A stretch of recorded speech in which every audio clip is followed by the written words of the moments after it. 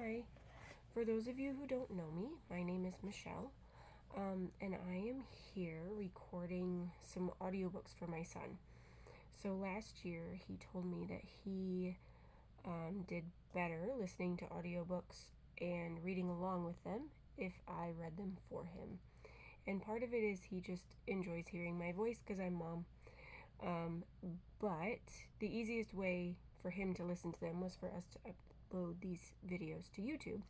So I was hoping that maybe some other people would benefit from them as well.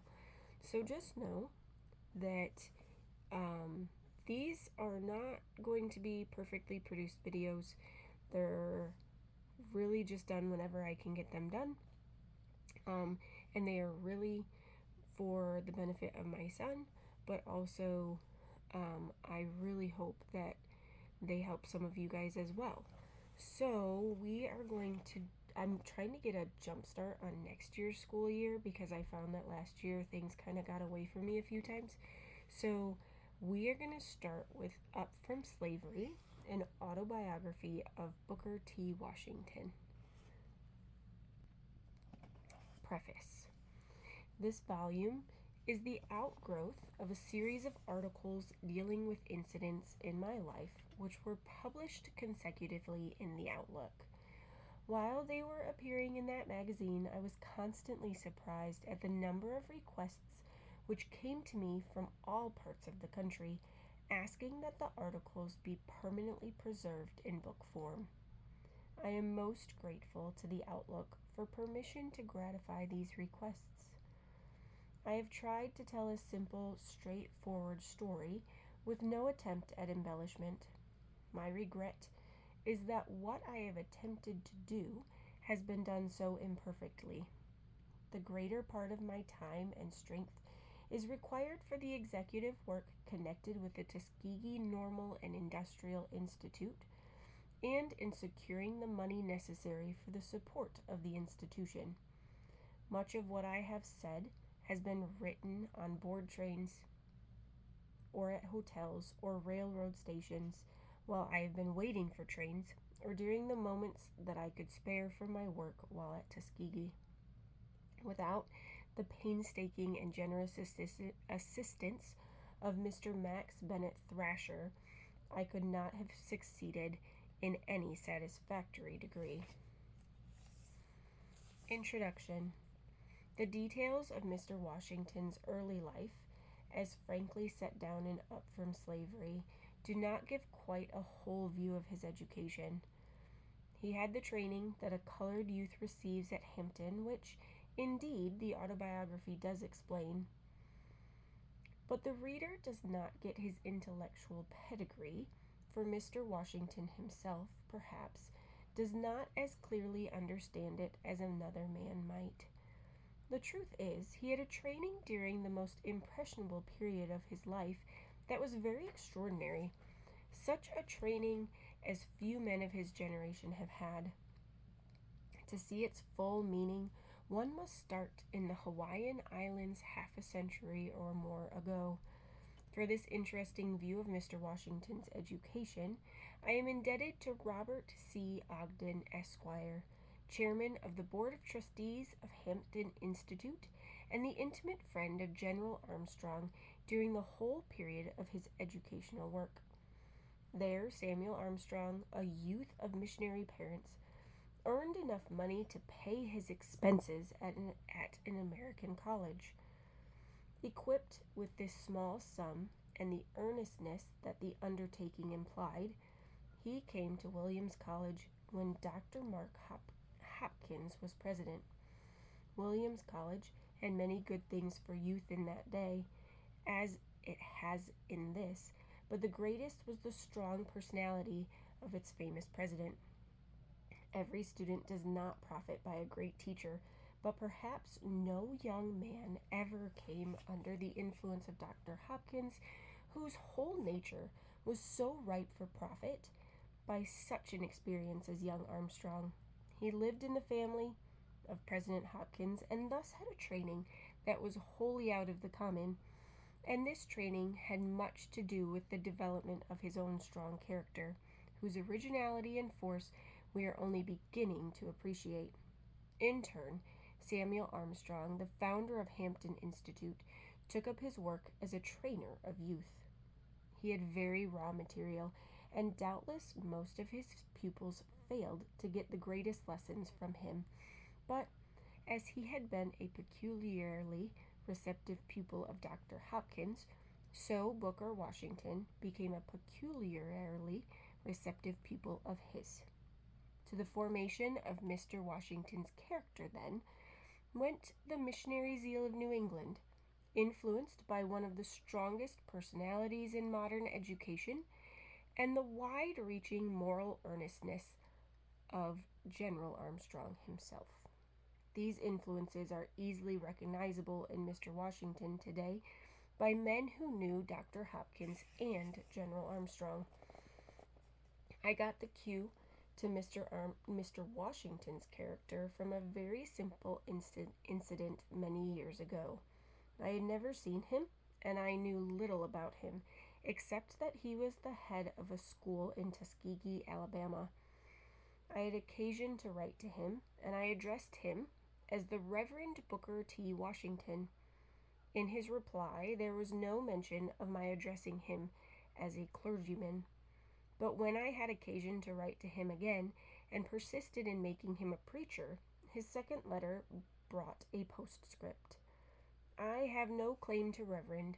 I knew most of the colored men who at that time had become prominent as leaders of their race, but I had not then known one who was neither a politician nor a preacher, and I had not heard of the head of an important colored school who was not a preacher.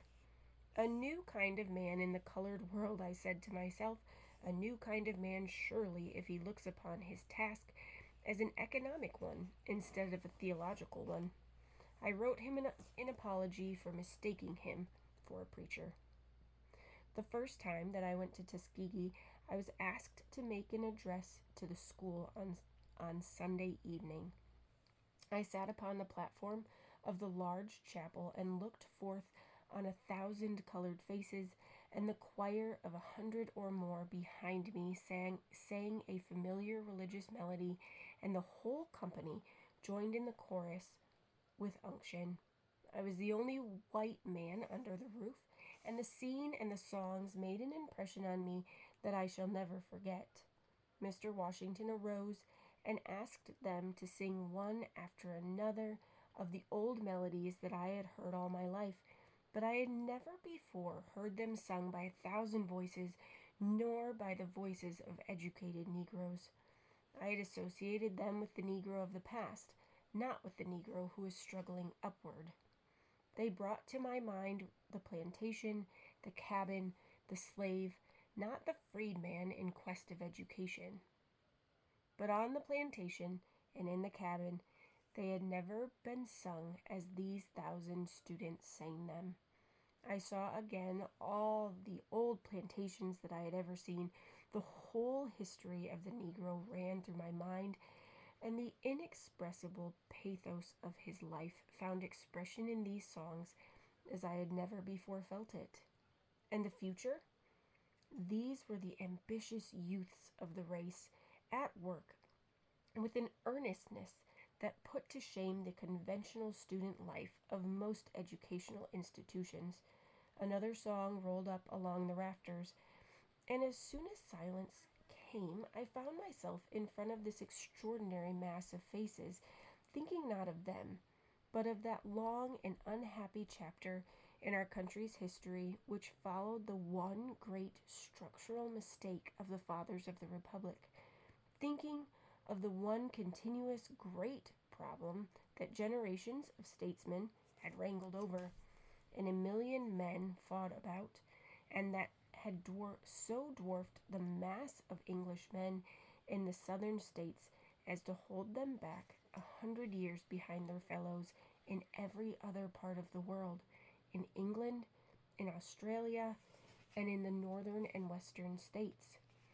I was thinking of this dark shadow that had oppressed every large-minded statesman from Jefferson to Lincoln. These 1,000 young men and women about me were victims of it. I too was an innocent victim of it. The whole Republic was a victim of that fundamental error of importing Africa into America. I held firmly to the first article of my faith that the Republic must stand fast by the principle of a fair ballot. But I recalled the wretched mess that Reconstruction had made of it. I recalled the low level of public life in all the black states.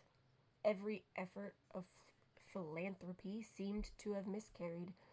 Every effort at correcting abuses seemed of doubtful value, and the race friction seemed to become severer. Here was the century-old problem in its pathos seated singing before me. Who were the more to be pitied, these innocent victims of an ancient wrong, or I and men like me who had inherited the problem?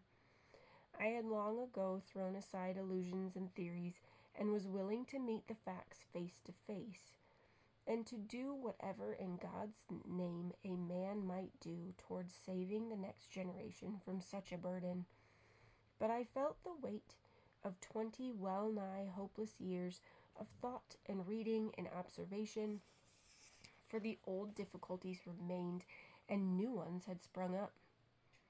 Then I saw clearly that the way out of a century of blunders had been made by this man who stood beside me and was introducing me to this audience. Before me was the material he had used.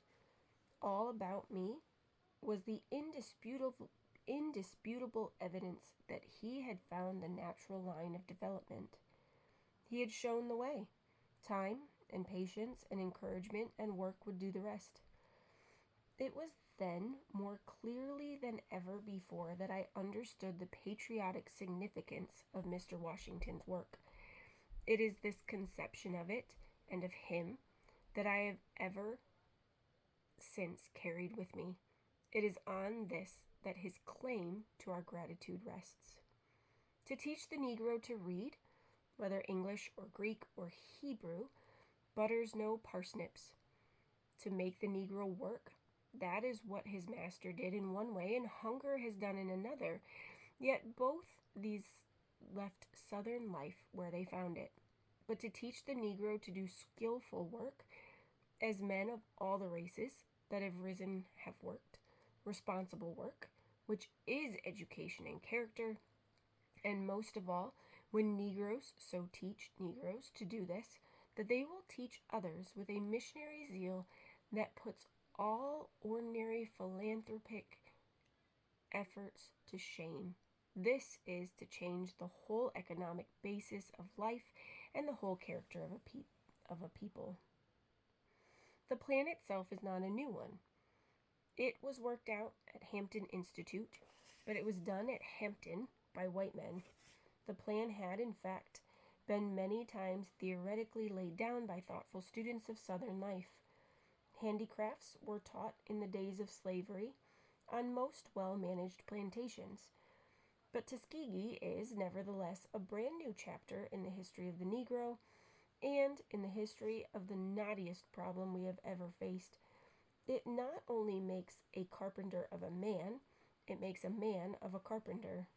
In one sense, therefore, it is of greater value than any other institution for the training of men and women that we have from Cambridge to Palo Alto.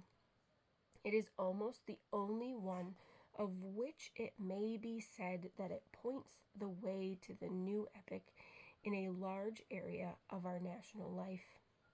To work out the plan on paper or at a distance, that is one thing. For a white man to work it out, that too is an easy thing.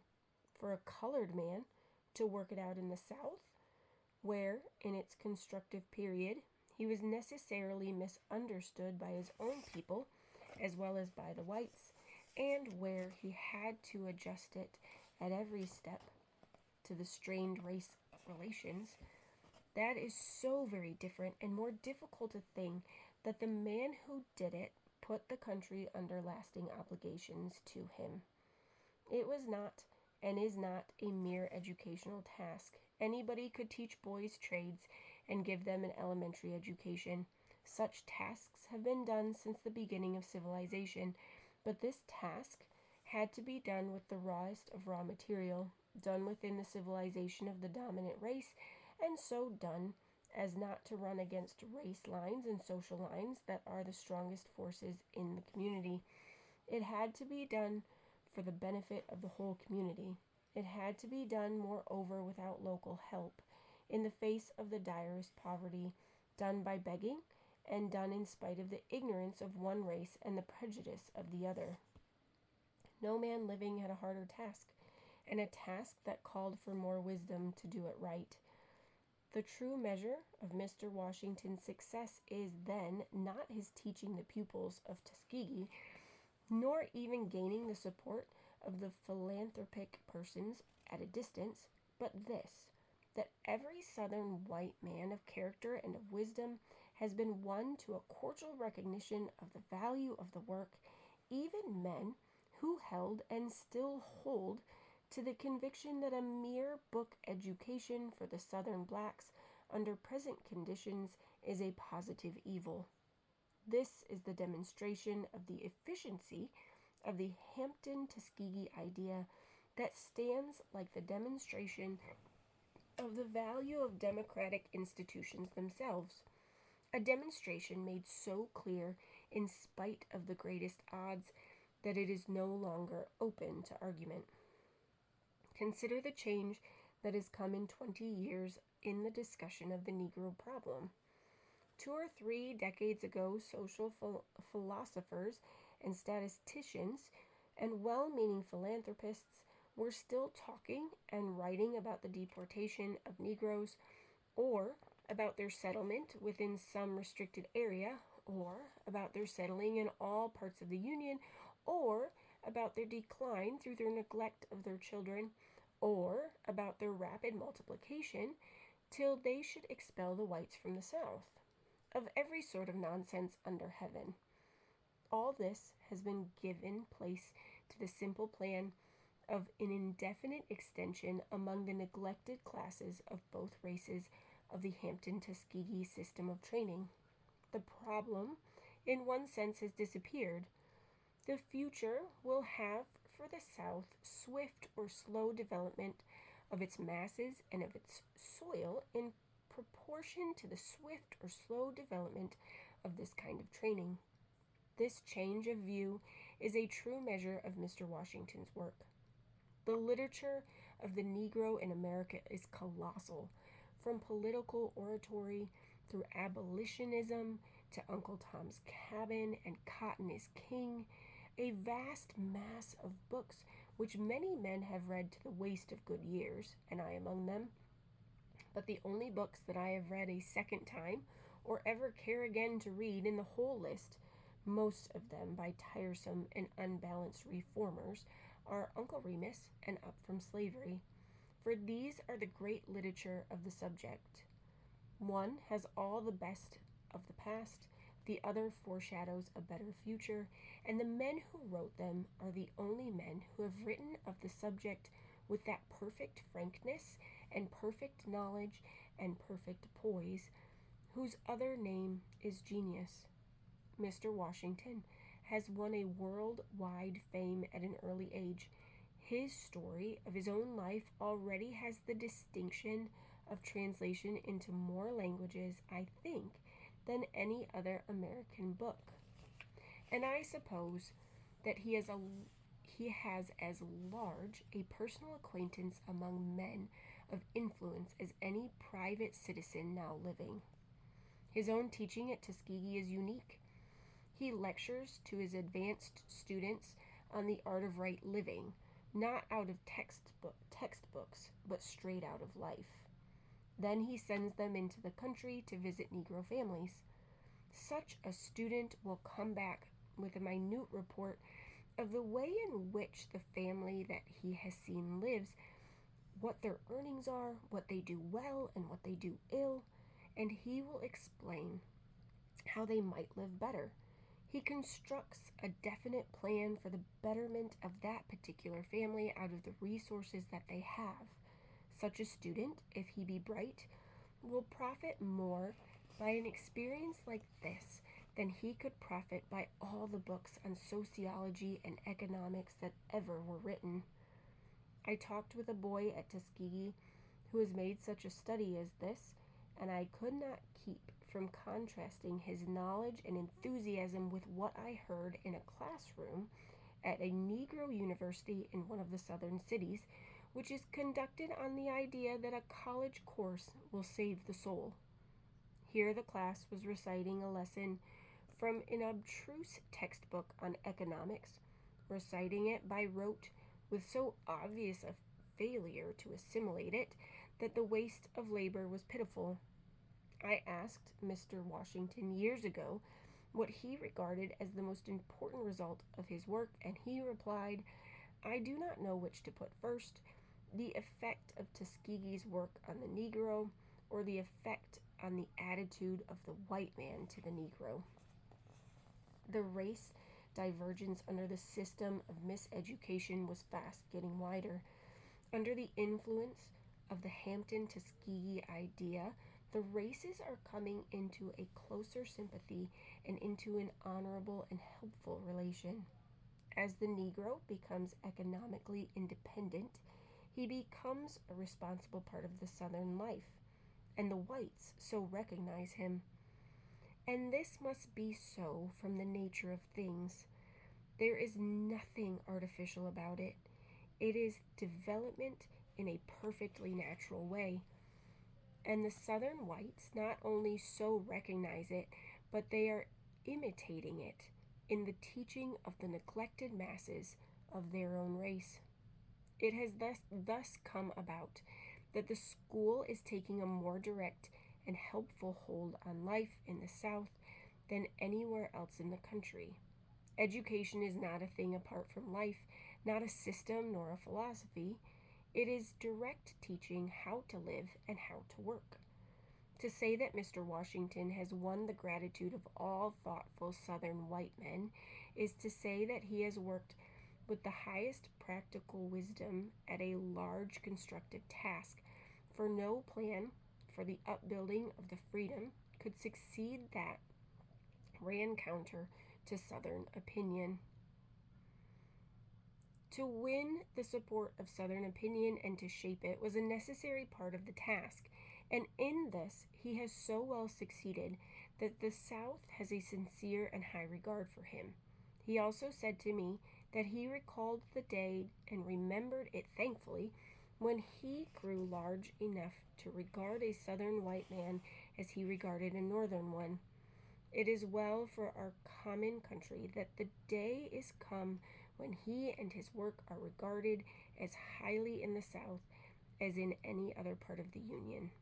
I think that no man of our generation has a more noteworthy achievement to his credit than this, and it is an achievement of moral earnestness, of the character of a man who has done a great national service. Walter H. Page.